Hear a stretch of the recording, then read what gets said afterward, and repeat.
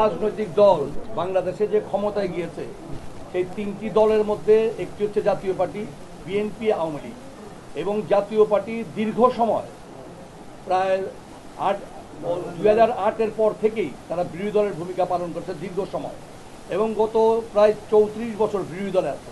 এবং ভোটের যদি পার্সেন্টেজ আপনারা হিসাব করেন তাহলে আমরা কিন্তু 1990 সালেও 16 থেকে 18% আমরা ভোট পেয়েছি, তখন 63-তে আমরা নির্বাচন করেছি, যেখানে আওয়ামী লীগ বিএনপি 34 এবং 33% ভোট পেয়ে তারা ক্ষমতায় গিয়েছে।